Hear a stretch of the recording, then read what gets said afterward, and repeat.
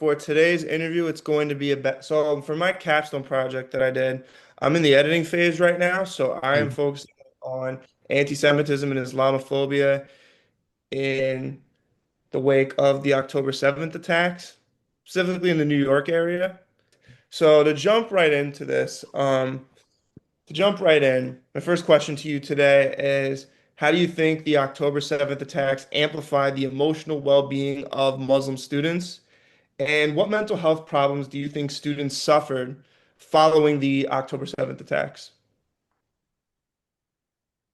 First of all, let's start by saying that it was a tragic event in world history, not just our local history. I was born and raised in New York, and I'm currently living in North Carolina, which is practically a totally different lifestyle. I also want to mention that I was actually born and raised in a Jewish household. Oh, wow. Yeah, my mother converted to Judaism when I was 11 years old, and that was my upbringing until I became a Muslim, which was about 16 or so. Oh, wow. So you've experienced I bet it's interesting because you've experienced both Jewish life and Muslim life at the same time. Absolutely. So what was that Absolutely. like to experience, like when this horrific tragedy happened, what was that like for you on both sides? When tragedies occur, no matter who the victims are, I feel a human response. I don't necessarily feel a religious response as such. I feel a human response because my connection with other people is a human connection. And if I allow that to dissipate and become strictly um, focused on one particular religion or one particular cultural experience, then I miss a greater part of the picture that I believe is also equally important. So I Right. still have Jewish family members because when I became when I joined Judaism, about maybe 9 or 10 of my family members did also, cousins, uncles, so forth, and many of them remain in the Jewish Wow. faith. So I still have a connection with them. We see each other annually at the annual reunions and so forth. And a greater portion of my family also became Muslim. So, there's another 12, 13 of them that actually became Muslim when I became Muslim back in the Wow. back in the in the late, pardon me, the late 70s. So I have Interesting. a perspective that, only a few people could tell you about as far as how I see the whole incident and the tragedy behind it. I think it's tragic, and at the same time, I think it affords us an opportunity to begin, let's call it, letting our artificial guards down. What do you mean I by think letting artificial guards down? I think that many people who claim religion, along with that, just as a safeguard, they have artificial guards that they put up. And the artificial guards will not allow us to see each other in the true light and in the true color that we actually exist in. I my platform, my teaching, if you will, I teach on a weekly basis a class of Muslims, Christians, Jews, and others. And you Wow. see the sign behind me is called NuNetics. I'll tell you about that in a moment. Okay. Um, but what it does is that it looks into the essence of what a human being was created to be by whatever God you say created all of us. As Muslims, we say Allah, others say Yahweh, Elohim, and et cetera, which is fine. Um, and I don't see the creation of a human being as being something that was intended to be divided against itself. I see human beings all over the planet, and I see artificial differences when I look at things like color, religion, geography, and so forth. Although I respect those differences, I do know that they're cultural. And the end result of all of that is that it represents a layer of artificiality that if we stuck strictly with that, we'll never get along. Right. Right. And it And definitely and feels like, what I meant by further, what I meant by artificial is that we then use those things against each other. You know, Exactly. we And to say kind of jump, because they're Jewish, I'm going to kill them, or because they're Muslims, I'm going to do such and such. And that's the unfortunate thing about this whole episode.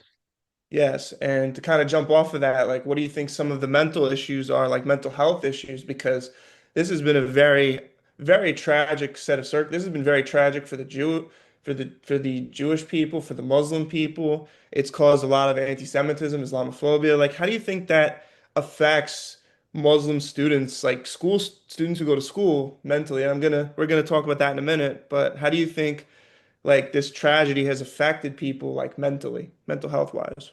I think it affects us on um, in a very terrible way, a very terrible way, because people don't want to feel the looming sense of threat when they're doing something as simple as going to school and trying to get an education, you know? So when we let that enter into the picture, then we have to see that's what I mean also, just to give it a little further background or back up. That's what I mean by artificiality, that I think religion, generally speaking, has become a very artificial tool for unnecessarily exploiting each other for whatever reasons, big or small, that we have for saying that I'm better than you because I'm Jewish or Black or Muslim or whatever. And to watch the leaders in these religions back up that kind of ideology is what I believe is causing a lot of the mental health problems, a lot of the political problems, a lot of the social problems, and anything else you want to tack on to there. Yes, So the beginning of our dialogue has to be, what is a human being to begin with? What is the value of a human life to begin with? And if we can't start there, then there's no end to what we're talking about. And absolutely. if there's no end to what we're talking about, then imagine the innumerable mental problems that are going to come out of a situation that you don't believe can be resolved. Absolutely. Absolutely. So to kind of springboard off of that, so this is going to go into my next question. So I interviewed another Imam. His name was Abdul Aziz Boyan. He was the chairman of a place called the Hillside Islamic Center in New Hyde Park. And one thing he said to me that was very interesting, he told me that there was one school in New York and they announced on the PA system that they announced sympathies to the Israelis, to victims of Hamas, because there were people whose families were there. But the one thing they didn't have sympathies, the one group of people they didn't have sympathies towards were the children of Palestine who passed away. And why do you think having biased sympathies, so for in this case, having biased sympathies towards one group instead of encompassing every group all at once, why do you think that creates issues for both the Muslim students and the school itself, like as a whole? Yes, it creates problems because, and I'm going to keep repeating this term properly, because of the artificial differences that we're looking at. No, it's all good. I completely We agree. can't say that if 1,000 children were murdered, that because those children were the children of Palestinians or the children of Jews or the children of Christians or children generally speaking, as innocent as they are, we can't say that that was something good that happened. It was No, something needed, necessary that happened because we're bypassing the first link that was intended to keep us together. And that link, I repeat, is that we're humans. And I think that over the number of years, hundreds of years, over the history of humanity, we've gotten away from that message, the true message of what a true human is. If I am truly in need of your assistance, it's not going to matter to me whether you were born into a Jewish family or a Muslim family. If there's a threat over me and you can help me get out of that threat or undo that threat, I'm going to see you as my brother or my sister. I'm going to see you as a friend, and I'm not going to judge you based on where you choose to go on the weekend, Friday, Saturday, or Sunday. I can't do that. absolutely. Absolutely. And I think the problem with like having biased sympathies is it's a very artificial thing. It's like you said, it's like artificial, because it shouldn't matter like whether or not one group, it shouldn't matter whether or not a school prefers one group over another. What should matter is the children. The children should come first and foremost, no matter Yes. what. nationality Indeed. they are, what skin color they are, what religious background they have. And when I learned that the school completely glossed over children of Palestine, like the innocent Palestinians who've been glossed over as a whole, if you think about it, because a lot of people on the news have been saying that they're giving sympathies towards Jewish people, towards the hostages, but the Palestinians, the ones living inside the Gaza Strip, Yes. who are practically immobilized, no one's giving sympathy to, No, because we've been taught not to. which is very unfortunate because Many Muslims have been taught to have absolutely zero sympathies for Jews, for why is any that? Jews, Why is because of that? what they're taught about Jews and the history of Jewish-Muslim relationship. But if they were taught the truth about even that relationship, they would think differently. Right. So it's like a generational cycle. Oh, So it's an that, absolute generational. Yeah, absolutely. It's a generational bias. right. But it's So that because of gener it's not that there aren't crimes that have not been committed. You know, many Muslims feel as though tremendous atrocity was committed in the founding of Israel and what happened to the Palestinians of that day and time, how they were removed from their homes and did some other things that many Muslims consider to be absolutely unjustified. So yeah. that particular strain is still in our history. And that Hmm. strain, I repeat, will not go away until we begin to see ourselves in a different light.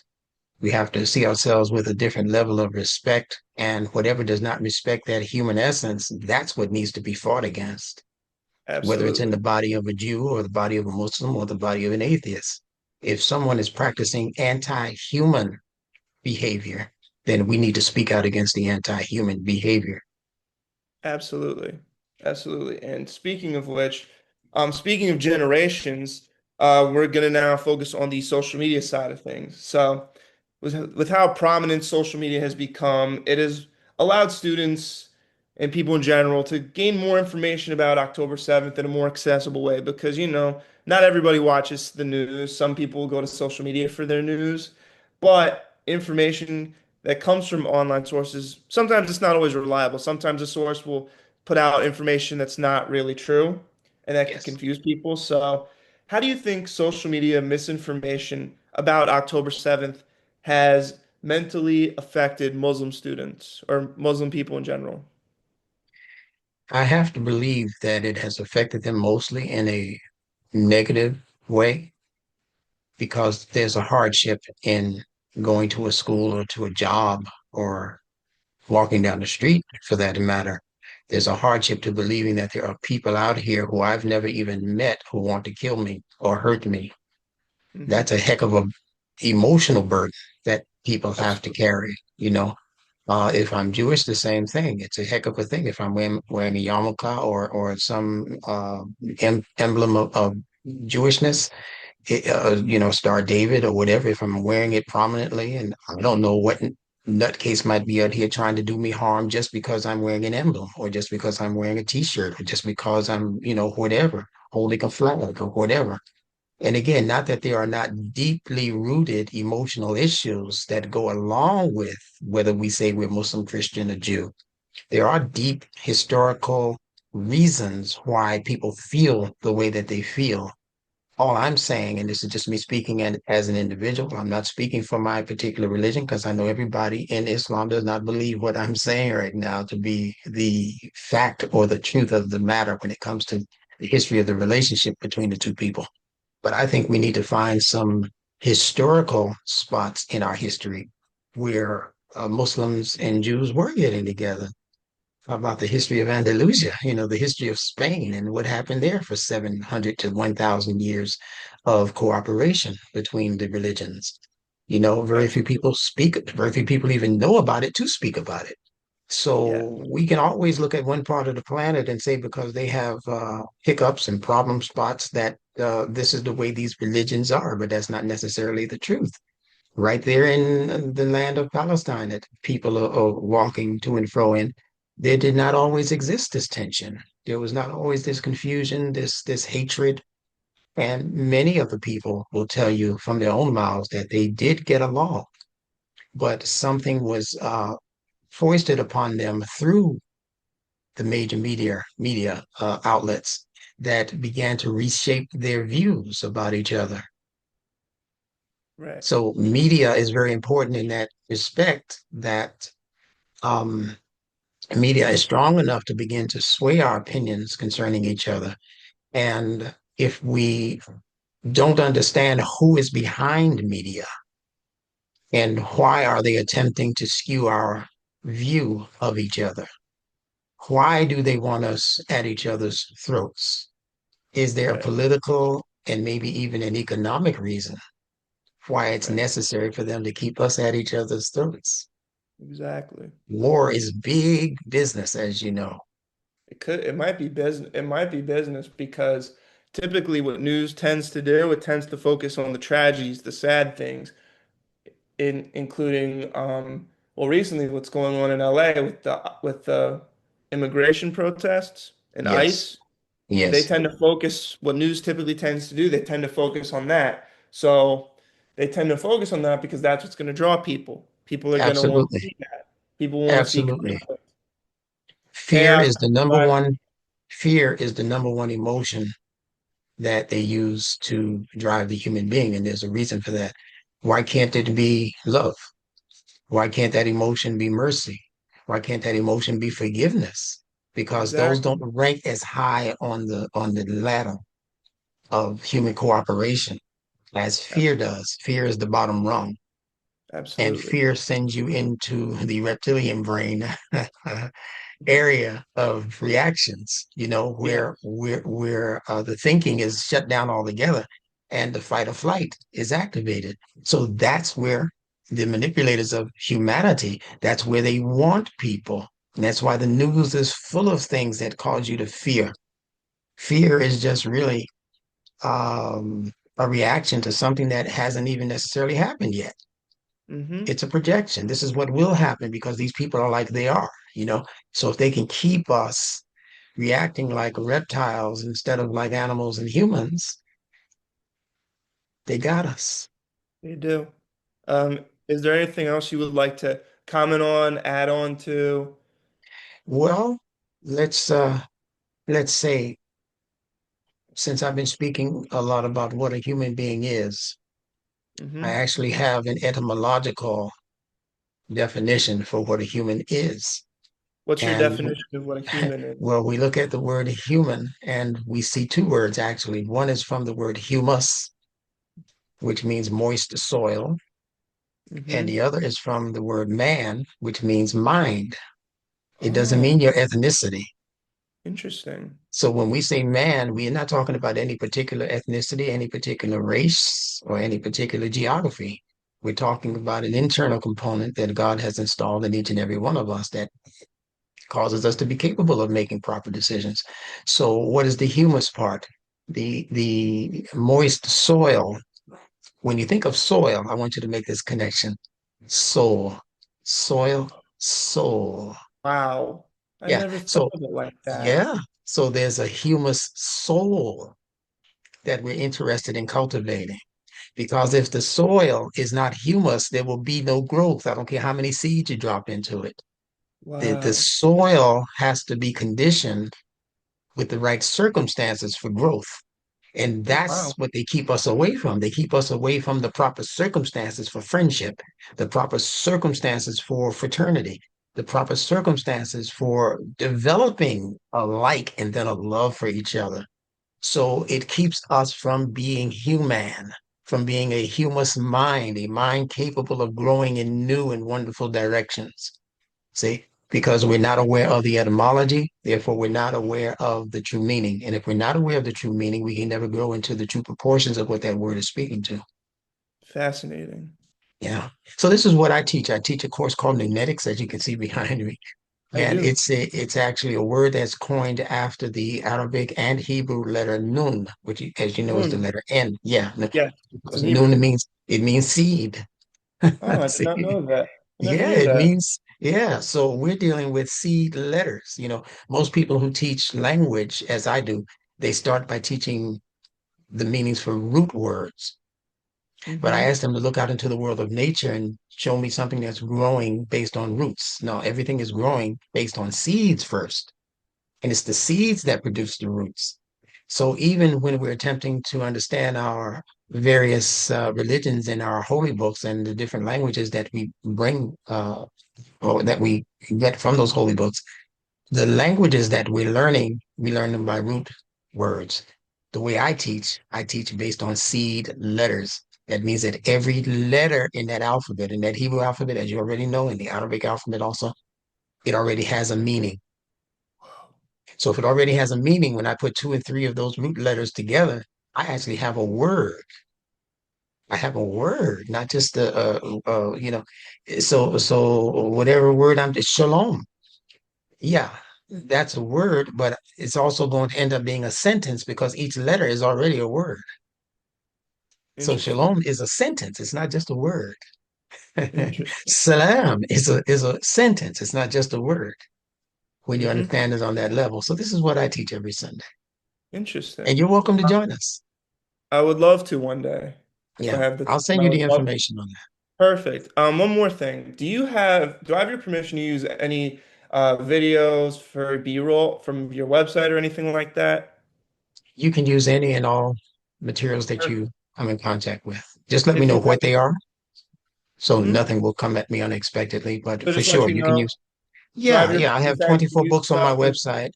My okay. website is NuNetics, NuNeticsInstitute.org. Hold on, And grab I a have pen. 24 books there. You can see the titles of them if you go to that website. It's nuneticsinstitution.org. Not institution, institute. Oh, Institute. Yes. Institute Yeah. dot org. .org. Yes. Perfect. .org. Perfect. And will you, so how does this work? Will you be able to share the Zoom recording with me? Certainly. I'll send it to you as soon as it's processed. Excellent. Thank you so much again for taking It's your been time my out of pleasure. your day to do this. I really appreciate it. It's not a problem, my brother. I Thank you. appreciate you. Thank Thank you. you. All right. Thank you. Have a good rest of your night. You also. Thank you. And blessings to you and your family. Thank you. Take care. Bye-bye.